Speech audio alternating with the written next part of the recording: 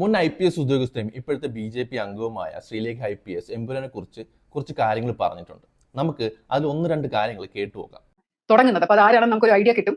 അവസാനം അത് പറയുമ്പോഴും അത് ആക്കിയിട്ട് ഉറപ്പിക്കുന്ന രീതിയിലാണ്. പിന്നെ അതിനകത്ത് ഉള്ള രസം എന്ന് പറയുന്നത് ഇപ്പോഴത്തെ പൊളിറ്റിക്സ് ഒരു വിധത്തിൽ അല്ലെങ്കിൽ മറ്റൊരു വിധത്തിൽ തുറന്നു കാട്ടിയിരുന്ന ഒരു സിനിമയാണ്. കുറെ ക്ലീഷേഴ്സ് ഇടയ്ക്ക് ഉണ്ടെങ്കിൽ പോലും IUF പാർട്ടിയും RMPM പാർട്ടി എന്ന് പറഞ്ഞ പാർട്ടിയുടെ നേതാവിനെയും ഒക്കെ കാണിക്കുന്നുണ്ട്. നേടയിൽ രാജൻ എന്ന് പറയുന്ന ഒരു വ്യക്തി ആ RMPM പാർട്ടിയുടെ നേതാവും അതുപോലെ IUF പാർട്ടിയുടെ നേതാവായിട്ട് അത് UDFന്റെ നേതാവായിട്ട് സായികുമാർ വരുന്ന ഒരു ക്യാരക്ടറിനെ കാണിക്കുന്നുണ്ട്. IUF പാർട്ടിക്ക് ഫൈനാൻസ് ചെയ്യുന്നത് ഏറ്റവും കൂടുതൽ കാശ് കൊടുക്കുന്നതും മണപ്പാട്ടിൽ എന്ന് പറയുന്ന ഗോൾഡ് കമ്പനിക്കാരാണ്. ചാണ്ടി എന്നാണ് പറയുന്നതെങ്കിൽ പോലും ചാണ്ടിയുടെ പുറകിൽ നിൽക്കുന്ന ആള് സ്റ്റീഫൻ നെടുമ്പള്ളി എന്ന് മോഹൻലാൽ ചെയ്യുന്ന ക്യാരക്ടർ.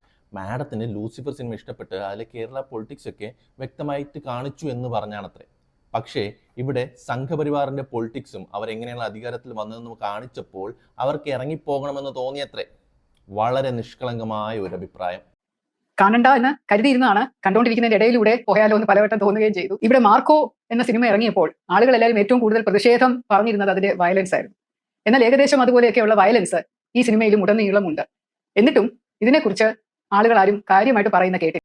മാർക്ക് പോലെ വയലൻസിന് വേണ്ടി ഇതിൽ വയലൻസ് ഉണ്ടാക്കിയതാണോ മാഡം? ഗുജറാത്തില് ഇതിലും ക്രൂരമായിട്ടാണ് മുസ്ലിം മനുഷ്യർ കൊല്ലപ്പെട്ടത്. അത് യുവതലമുറ അറിയണം.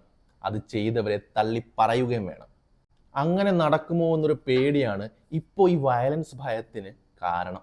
കേരളത്തില് BJP അല്ലെങ്കിൽ കാവി കേരളത്തിനകത്ത് കടക്കാൻ പാടില്ല, കടന്നു കഴിഞ്ഞാൽ കേരളം നശിക്കും, God's own country will go to the devil എന്ന രീതിയിൽ കാണിക്കുന്ന കുറെ അധികം ചുറ്റുപാടുകൾ അല്ലെങ്കിൽ അതിനകത്തുള്ള കഥാ സന്ദർഭങ്ങൾ, ഡയലോഗുകൾ ഇതിനകത്ത് നിരന്തരം വരുന്നുണ്ട്. പ്രത്യേകിച്ച് കേരള സെൻട്രിക് ആയിട്ടുള്ള കാര്യങ്ങൾ കാണിക്കുമ്പോഴൊക്കെ ഗോവർദ്ധൻ എന്ന് പറയുന്ന ഇന്ദ്രജിത്തിന്റെ ക്യാരക്ടർ പോലും അയ്യോ ഇത് ഭയങ്കര അപകടം പിടിച്ചതാണ്, ഇങ്ങനെയൊന്നും വരാൻ പാടില്ല എന്ന് പറയുന്നത്. അതായത് കേരളത്തിലെ IUF എന്ന് പറയുന്ന പാർട്ടിയിലെ CM ആയി വരുന്ന ജതിൻ വേറൊരു പാർട്ടി ഉണ്ടാക്കി അടുത്ത തിരഞ്ഞെടുപ്പിൽ അഖണ്ഡ ശക്തി മോർച്ച എന്ന് പറയുന്ന ഒരു പാർട്ടി ASM BJP. അതെ, അങ്ങനെ തന്നെയാണ്. ഒളിച്ചൊന്നും കടത്തിയിട്ടില്ല. നല്ല ഡയറക്റ്റ് ആയിട്ട് തന്നെയാണ് പറഞ്ഞിരിക്കുന്നത്. കാവി ഇവിടെ വന്നു കഴിഞ്ഞാൽ എന്താണ് ഉണ്ടാകാൻ പോകുന്നതെന്ന്. വേണമെങ്കിൽ ഒരു എക്സാമ്പിൾ ഞാൻ കാണിച്ചുതരാം. രാമനവമിയോടനുബന്ധിച്ച് ഉത്തർപ്രദേശിലെ ഹിന്ദുത്വ തീവ്രവാദികൾ ചെയ്ത കാര്യമാണ്. ആ കയറി നിൽക്കുന്ന പള്ളി പൊളിക്കണമെന്നൊക്കെ അവർ പറയുന്നുണ്ട്. ഇതിൽ അവിടുത്തെ BJP പ്രാദേശിക നേതാക്കന്മാരെ കൊണ്ട് കേട്ടോ. ഏത് രാമായണത്തിലാണ് രാമനവമി ദിനത്തിൽ വാളും പരിചയമായിട്ടൊക്കെ ഇറങ്ങി അന്യമതസ്ഥന്റെ ഇടങ്ങളിലൊക്കെ പോയി അവരെ ഭീഷണിപ്പെടുത്തുകയും അവരെ ആക്രമിക്കുകയും ഒക്കെ ചെയ്യണമെന്ന് പറഞ്ഞിട്ടുള്ളത്? എനിക്കറിയത്തില്ല കേട്ടോ.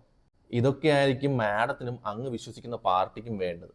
അതുകൊണ്ട് തന്നെയാണ് പറയുന്നത് കാവി വന്നു കഴിഞ്ഞാൽ അപകടമാണെന്ന്. ഈ സിനിമയിൽ അബ്രഹാം ഖുറേഷി നാർക്കോട്ടിക്സിന് എതിരെയാണ് എന്ന് പറയുന്നതായിട്ട് ഒരു സെന്റൻസ് ഉണ്ട്. പക്ഷേ ഇയാളെ കാണണമെന്ന് ആഗ്രഹിച്ച് ഗോവർദ്ധൻ വരുമ്പോൾ റാവുത്തറിന്റെ ആൾക്കാരെ ഇയാൾക്ക് മയക്കുമരുന്ന് കുത്തിവെച്ചിട്ട് മയക്കി കിടത്തിയിട്ടാണ് ലോങ് ഡിസ്റ്റൻസ് യാത്ര ചെയ്യിച്ചിട്ട് കൊണ്ടുപോകുന്നത്. അപ്പൊ നാർക്കോട്ടിക്സിനെതിരെയായിട്ടുള്ള ഒരാളെ കാണാനായിട്ട് അയാളുടെ തന്നെ ഒരു ആള് മയക്കുമരുന്ന് കുത്തിവെച്ച് മയക്കുമരുന്ന് നാർക്കോട്ടിക്സ് ഉപയോഗിച്ച് ഉറക്കി കിടത്തിക്കൊണ്ട് കൊണ്ടുപോകുന്ന ഒരു സീൻ ഇതിനകത്തുണ്ട്.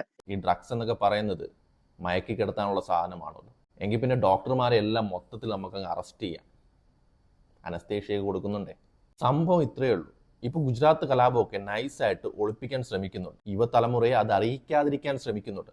ആ സമയത്താണ് ഒരു big budget mainstream cinema ആ കാര്യം പച്ചയ്ക്ക് വിളിച്ചു പറയുന്നത്. അത് വന്നതിന് ശേഷം അതറിയാത്തവർ പോലും അതിനെക്കുറിച്ച് സെർച്ച് ചെയ്ത് പഠിക്കാൻ തുടങ്ങി. പണ്ടത്തെ കാലമല്ലല്ലോ, ചിലപ്പോൾ ഇത് ഉൾട്ട അടിക്കാമെന്ന പേടി ഇവർക്കൊക്കെ ഉണ്ട്. അതുകൊണ്ടാണ് ഈ കുരുപൊട്ടലെല്ലാം. ലൂസിഫർ ഇവർക്ക് ഇഷ്ടപ്പെടാനുള്ള കാരണം ഇവർ പറയുന്നത് കേട്ടാൽ തന്നെ മനസ്സിലാവും എന്താണ് ഇവരുടെ പൊളിറ്റിക്സ് എന്ന്. എന്തുകൊണ്ടാണ് എമ്പുരാനെതിരെ ഇത്രയും കുരുപൊട്ടലെന്ന്. കുറെ സീനുകൾ മാറ്റിയത് കൊണ്ടോ അതിനകത്ത് മുഖ്യ വില്ലന്റെ പേര് ഹനുമാന്റെ പേരിട്ട് ബജ്രംഗ് ഭായ് എന്ന് പറയുന്ന ആളാണ് വില്ലൻ കഥാപാത്രം എന്ന് പറയുന്നത്, മാറ്റി അയാളെ ബൽരാജ് ഭയ്യ എന്നാക്കിയത് കൊണ്ടോ. ഇതൊക്കെ എന്റെ തലയിലാവൂല.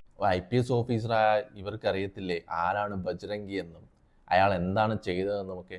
തീർച്ചയായിട്ടും അറിയാം. പക്ഷെ അത് പറയാൻ പറ്റത്തില്ലല്ലോ. കാരണം ഇപ്പം മുൻ IPS ഓഫീസർ മാത്രമല്ല, വേറൊരു സംഭവം കൂടെയാണ്. എങ്ങനെയാണ് ബാബു ബജ്രംഗിയൊക്കെ മാനിപ്പുലേറ്റ് ചെയ്ത് മാറ്റുന്നതെന്നൊക്കെ നിങ്ങൾ ആലോചിക്കണം കേട്ടോ.